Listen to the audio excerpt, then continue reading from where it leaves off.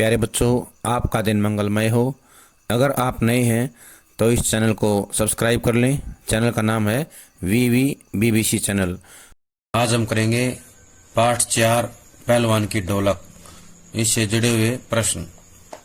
जाड़े का दिन, अमावस्या की रात, ठंडी और काली।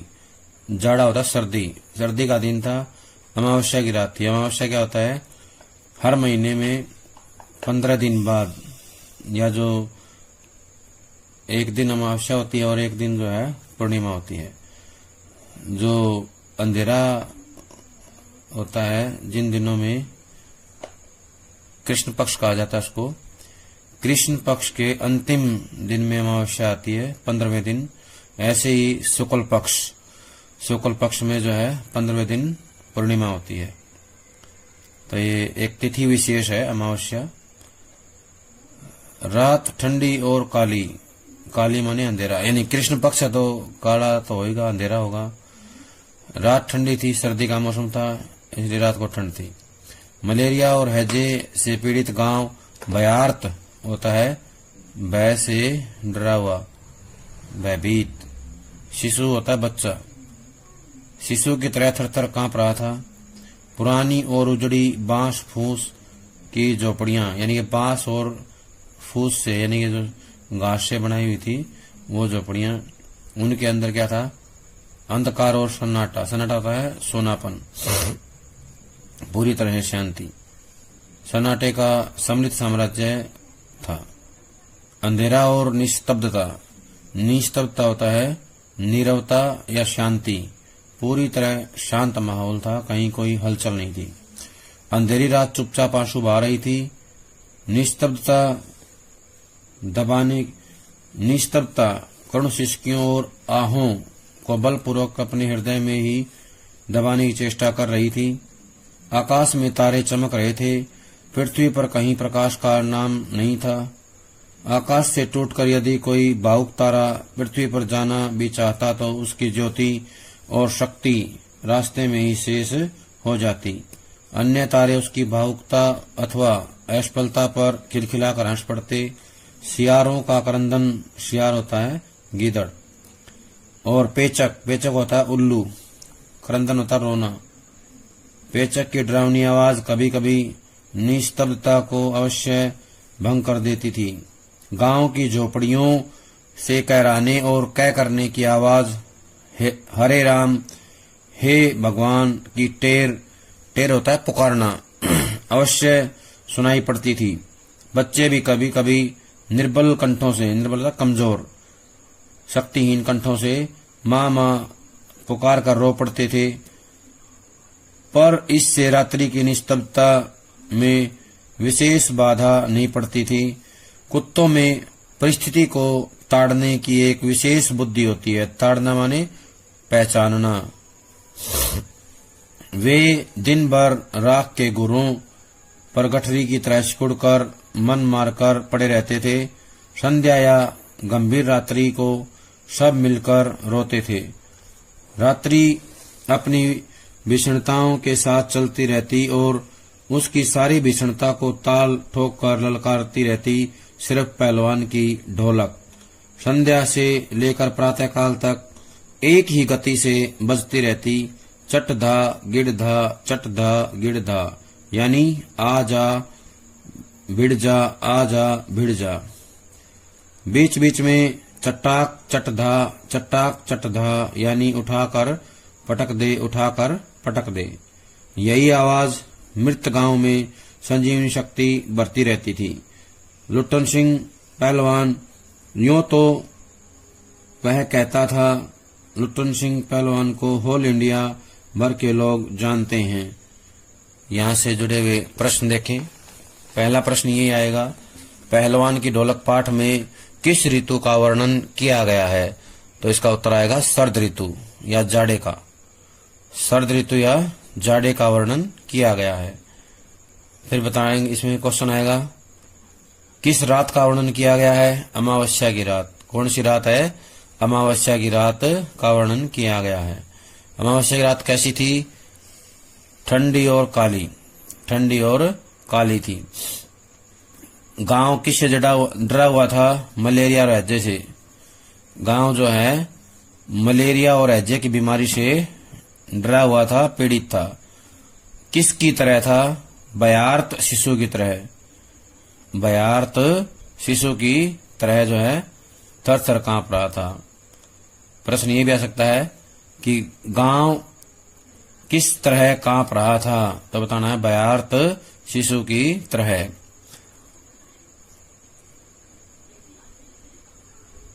बांस फूस की झोपड़ियों में किसका साम्राज्य था? अंधकार और सन्नाटे का। किसका था? अंधकार और सन्नाटे का। बांस फूस की झोपड़ी कैसी थी? पुरानी और उजड़ी हुई। पुरानी और उजड़ी हुई। बांस फूस की झोपड़ियां कैसी थी? पुरानी और उजड़ी हुई। साम्राज्य किसका था? अंधकार और सन्नाटे का। अंधकार और सन्नाटे का सम्मिलित साम्राज्य था। अगला प्रश्न आएगा, चुपचाप आंसू कौन बहा रही थी? अंधेरी रात। चुपचाप आंसू अंधेरी रात बहा रही थी। निस्तब्धता कौन सिसकियों और आहों को बलपूर्वक अपने हृदय में दबाने की चेष्टा कर रही थी? तो इसमें यहाँ प्रश्न आएगा, सिसकियों और आहों को कौन दबाने का प्रयास कर रही थी? निस्तब्धता। कौन? निस्तब्धता यानी नीरवता, शांति। आकाश में तारे चमक रहे थे। प्रश्न आएगा, आकाश में क्या चमकता हुआ दिखाई दे रहा था? तो बताएंगे तारे। किसका नामो निशान नहीं था? प्रकाश का। पृथ्वी पर प्रकाश का कहीं नामो निशान नहीं था। आकाश से धरती पर कौन जाना चाहता था? भावुक तारा। कौन जाना चाहता था? भावुक तारा। आकाश से धरती पर भावुक तारा जाना चाहता था। उसकी ज्योति का क्या हुआ? रास्ते में शेष हो गई। जो तारा धरती पर जाना चाहता था उसके साथ क्या हुआ? उसकी ज्योति और शक्ति रास्ते में ही शेष हो जाती है। अन्य तारे किसकी भावुकता पर हंसते हैं? तो बताना है, जो तारा धरती पर जाना चाहता है उसकी भावुकता पर हंसते हैं, उसकी असफलता पर हंसते हैं। क्रंदन किसका सुनाई देता है? सियारों का। सियारों का क्रंदन सुनाई देता है। अगला आएगा, किसकी डरावनी आवाज सुनाई देती है? पेचक की। पेचक होता है उल्लू। उल्लू की डरावनी आवाज सुनाई देती है और सियारों का क्रंदन सुनाई देता है। अगला प्रश्न आएगा, झोपड़ियों से किसकी आवाज आती है? कराहने की और कै करने की। कराहने की और कै करने की आवाज सुनाई देती है। बीच बीच में किसकी टेर सुनाई पड़ती है? हरे राम या हे भगवान की। हरे राम या हे भगवान की टेर अवश्य सुनाई पड़ती है। बच्चे निर्बल कंठों से क्या बुलाते हैं? मामा।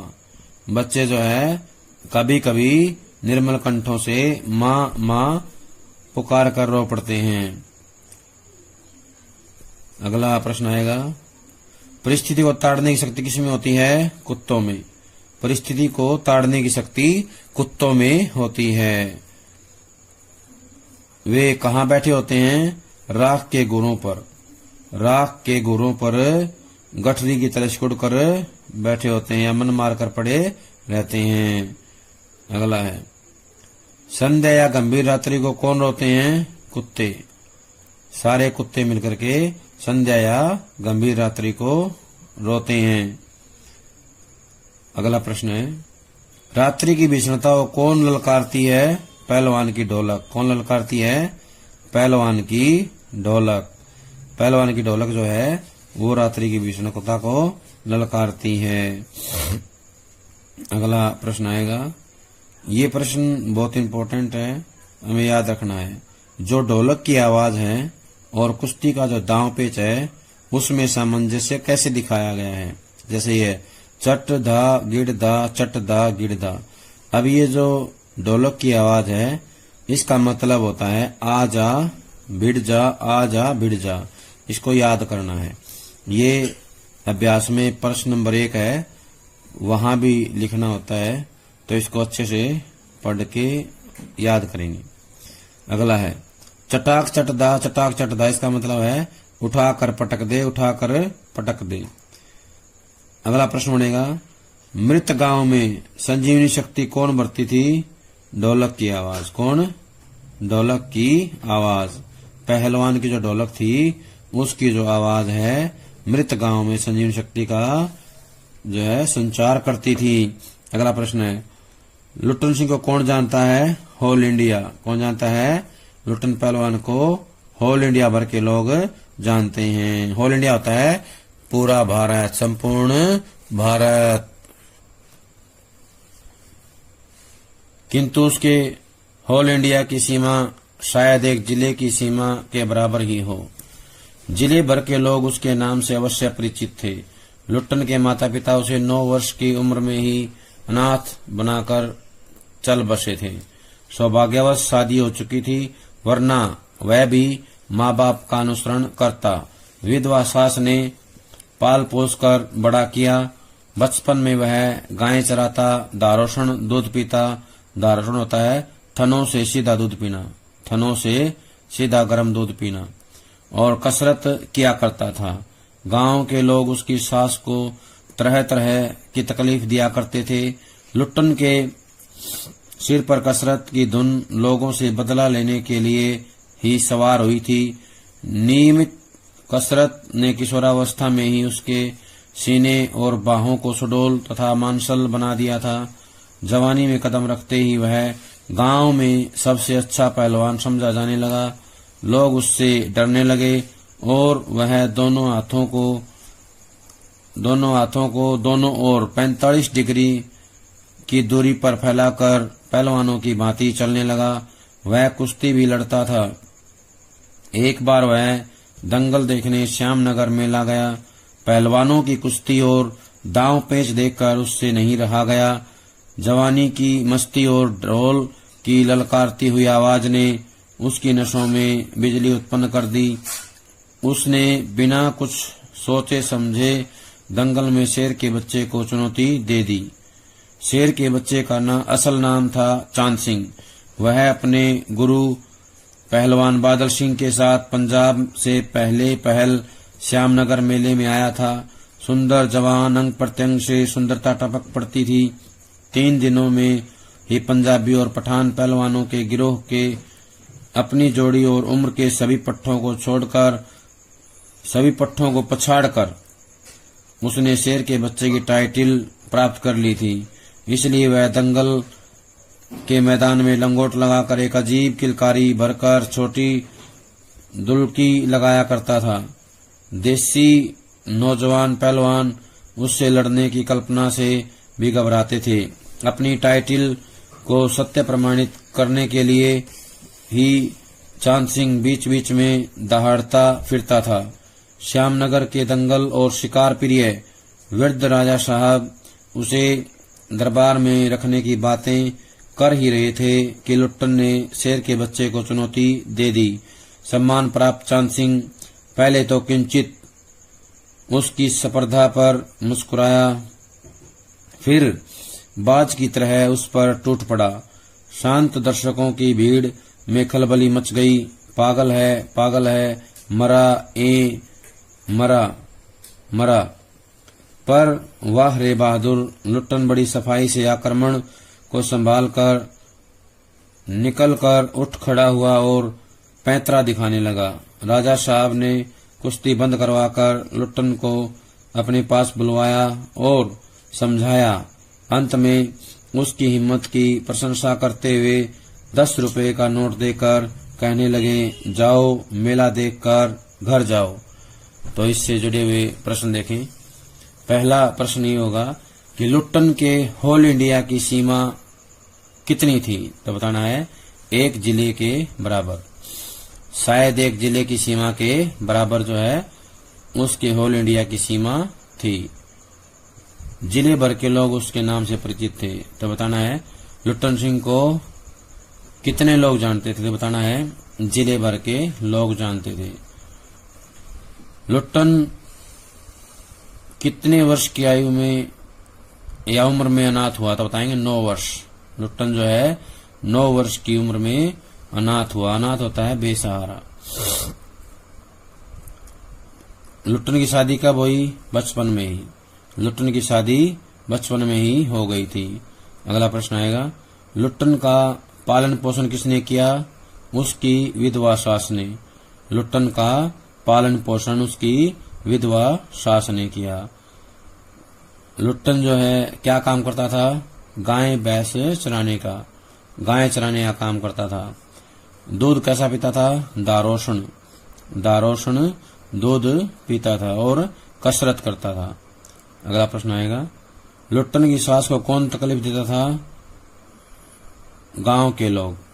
लुट्टन की सास को गांव के लोग जो है तकलीफ देते थे।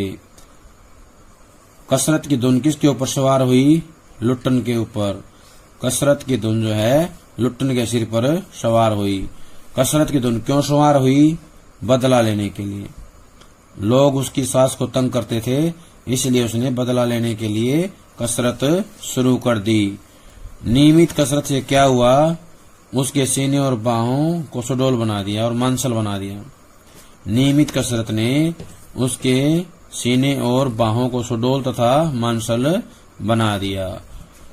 जवानी में कदम रखते ही वो क्या बन गया? एक अच्छा पहलवान। जवानी में कदम रखते ही लुट्टन जो है एक अच्छा पहलवान बन गया। दोनों हाथों कितनी डिग्री पर फैलाए चलता था? 45 डिग्री। लुट्टन पहलवान अपने दोनों हाथों को दोनों ओर 45 डिग्री की दूरी पर फैला करके चलता था। मेला देखने कहाँ गया? श्यामनगर।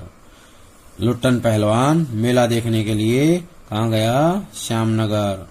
श्यामनगर मेले में गया। अगला प्रश्न है, पहलवान जब कुश्ती कर रहे थे तो लुट्टन जो है किसकी आवाज सुन के कुश्ती के लिए जो है तैयार हुआ? ढोल की आवाज। ढोल की आवाज को जो है सुन करके उसके अंदर जो है कुश्ती करने की इच्छा जागृत हुई या उसकी नसों में बिजली उत्पन्न हो गई। पहलवानों की कुश्ती और दांव पेच देख करके उससे रहा नहीं गया। ठीक है, किससे नहीं रहा गया? लुट्टन से। पहलवानों की कुश्ती और दांव पेच देख करके लुट्टन से रहा नहीं गया। अगला है, बिना सोचे समझे किसको चुनौती दे दी? चांद सिंह को। किसने दे दी? लुट्टन ने।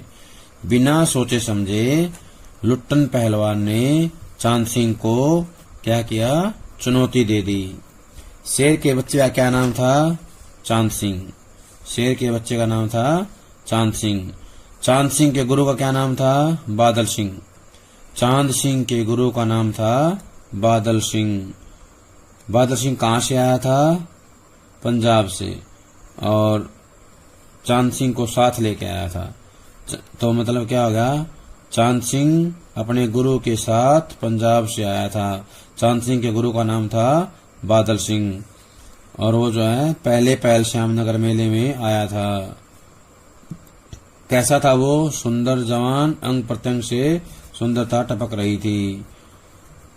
चांद सिंह ने कितने दिनों में पहलवानों को हरा दिया? 3 दिनों में।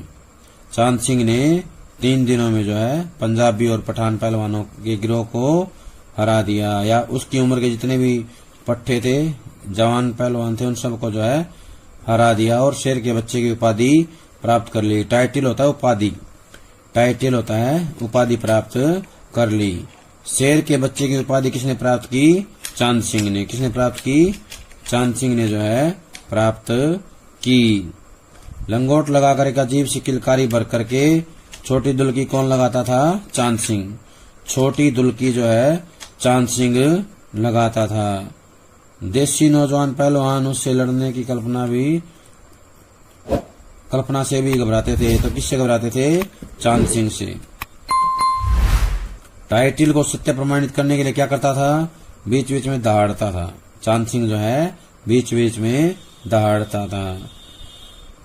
दंगल और शिकार प्रिय वृद्ध राजा क्या नाम था? श्यामानंद। जो श्यामनगर के राजा थे उनके राजा का नाम था श्यामानंद। श्यामानंद जो है राजा थे कहाँ के? श्यामनगर के। वो क्या, उनका प्रिय क्या था? दंगल और शिकार करना। क्या था? दंगल और शिकार जो है उनके शौक थे। अगला है, लुट्टन ने किसको चुनौती दे दी? शेर के बच्चे को। किसको चुनौती दी? शेर के बच्चे को। सम्मान प्राप्त चांद सिंह पहले तो किंचित उसकी सफलता पर मुस्कुराया। तो प्रश्न यहाँ बनेगा, किसकी सफलता पर मुस्कुराया? लुट्टन की। लुट्टन की सफलता पर मुस्कुराया। फिर बाज की तरह उस पर टूट पड़ा। तो प्रश्न आएगा, बाज की तरह कौन टूट पड़ा? चांद सिंह। किसके ऊपर? लुट्टन के ऊपर। बाज की तरह चांद सिंह जो है लुट्टन के ऊपर टूट पड़ा। अगला है, खलबली किस में मच गई? भीड़ में। शांत दर्शकों की भीड़ में जो है खलबली मच गई। अगला प्रश्न है, सफाई से आक्रमण को किसने संभाला? लुट्टन ने। सफाई से आक्रमण को लुट्टन ने संभाल लिया और उठकर खड़ा है क्या किया? पैतरा दिखाने लगा। सफाई से अपने आप को संभाला और उठ करके पैतरा दिखाने लगा। पैतरा होता दांव, दांव दिखाना। कुश्ती किसने बंद करवा दी? राजा साहब ने। कुश्ती बंद करवा दी किसने? राजा साहब ने। प्रश्न आएगा, राजा साहब ने किसकी प्रशंसा की? लुट्टन की हिम्मत की। किसकी की? लुट्टन की हिम्मत की प्रशंसा की। अगला प्रश्न आएगा, राजा साहब ने लुट्टन को कितने रुपए का नोट दिया? 10 रुपए का। राजा साहब ने लुट्टन को 10 रुपए का नोट दिया और कहा, जाओ मेला देखकर घर जाओ। किसको कहा? लुट्टन को। किसने कहा? राजा श्यामानंद ने। राजा श्यामानंद ने लुट्टन को कहा, जाओ मेला देखकर घर जाओ। नहीं सरकार लड़ेंगे, हुक्म हो सरकार। तुम पागल हो, जाओ। मैनेजर साहब से लेकर सिपाहियों तक ने धमकाया। देह में गोश्त नहीं, गोश्त होता मांस। लड़ने चला है शेर के बच्चे से। सरकार इतना समझा रहे हैं। दुहाई सरकार, दुहाई होता प्रार्थना। पत्थर पर माथा पटक कर मर जाऊंगा, मिले हुक्म। वह हाथ जोड़कर गिड़गिड़ाता रहा। भीड़ अधीर हो रही थी। बाजे बंद हो गए थे। पंजाबी पहलवानों की जमायत तथा टोली समूह क्रोध से पागल होकर लुट्टन पर गालियों की बौछार कर रही थी। दर्शकों की मंडली उत्तेजित हो रही थी। कोई लुट्टन के पक्ष में चुला उठता था, उसे लड़ने दिया जाए। अकेला चांद सिंह मैदान में खड़ा व्यर्थ मुस्कुराने की चेष्टा कर रहा था। पहली पकड़ में ही उसने प्रतिद्वंदी की शक्ति का अंदाजा उसे मिल गया था। विवश होकर राजा साहब ने आज्ञा दे दी, लड़ने दो। बाजे बजने लगे। दर्शकों में फिर से उत्तेजना फैली। कोलाहल बढ़ गया। कोलाहल होता शोर। बंद करके दौड़े। चांद सिंह की जोड़ी। चांद की कुश्ती हो रही है। चट दा गिड़ दा, चट दा गिड़ दा।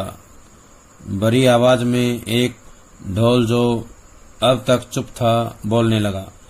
डाक ढिन्ना, डाक ढिन्ना, डाक ढिन्ना, अर्थात वाह पट्टे, वाह पट्टे। लुट्टन को चांद ने कसकर दबा लिया था। अरे गया गया। दर्शकों ने तालियां बजाई। हलवा हो जाएगा हलवा, हंसी खेल नहीं, शेर का बच्चा है बच्चू।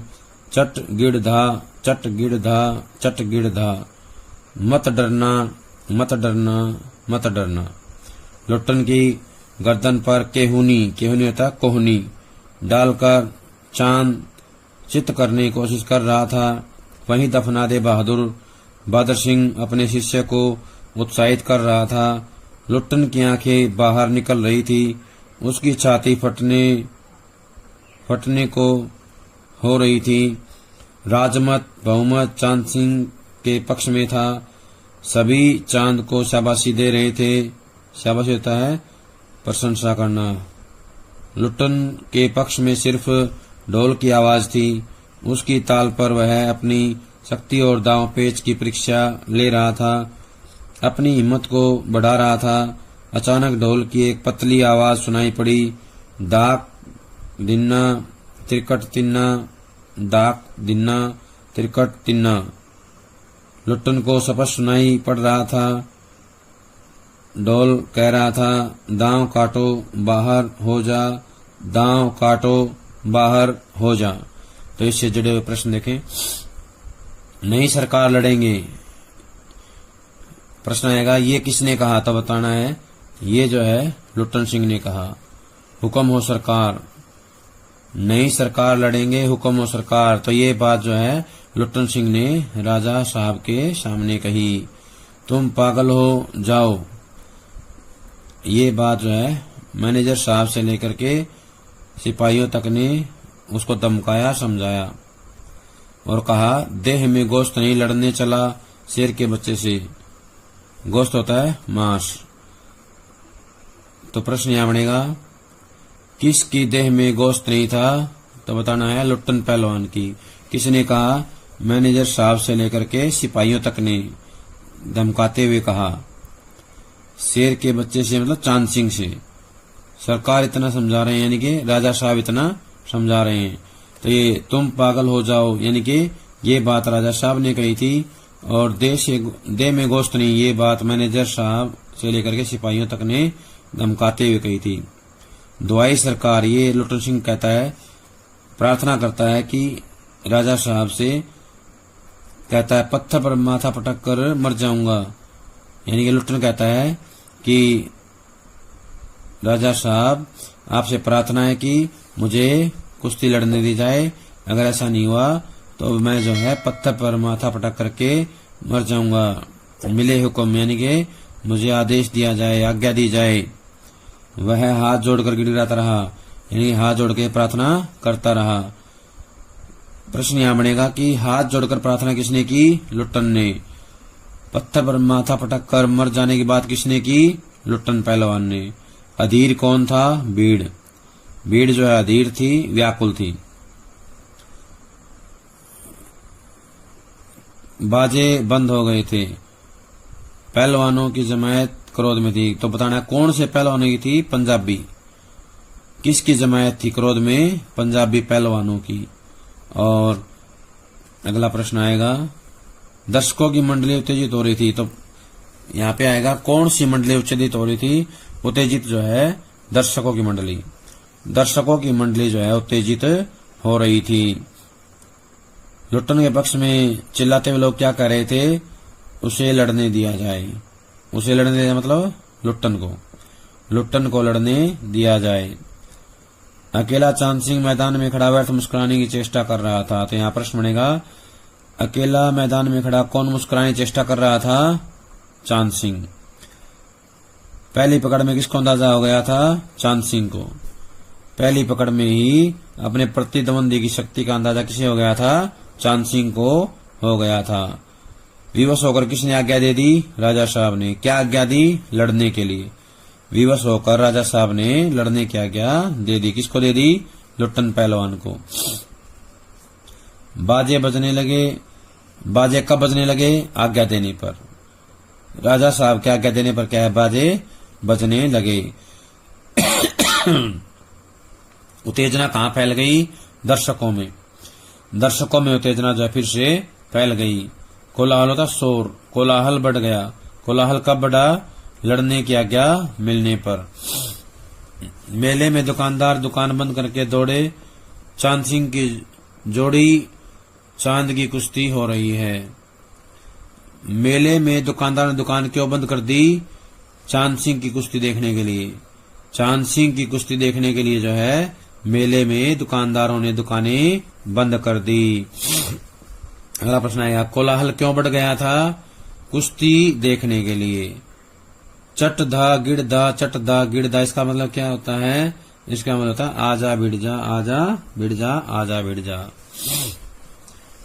जो ढोल चुप था अब वो जो है बोलने लगा, डाक डिना डाक डिना डाक डिना। इसका मतलब क्या होता है, वाह पट्टे वाह पट्टे। लुट्टन को चांद ने कसकर दबा लिया। तो प्रश्न आएगा, लुट्टन को किसने दबा लिया, चांद ने। लुट्टन को चांद ने दबा लिया था। अरे गया गया किसने कहा, दर्शकों ने। किसने कहा, दर्शकों ने।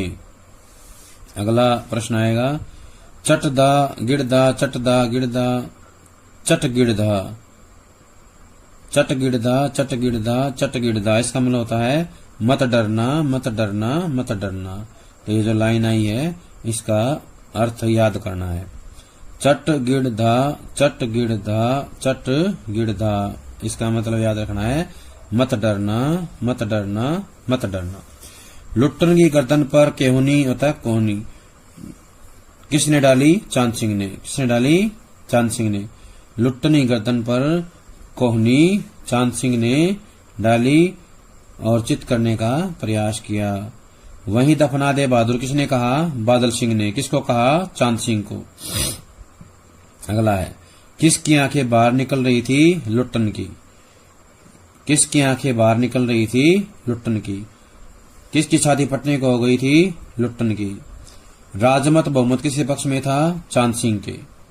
राजमत बहुमत चांद सिंह के पक्ष में था। किसकी छाती फटने को हो गई थी? लुट्टन सिंह की। लुट्टन सिंह की छाती फटने को हो गई थी और आंखें बाहर निकल रही थी। सब लोग किसको शाबाशी दे रहे थे? चांद सिंह को। किसको दे रहे थे? चांद सिंह को।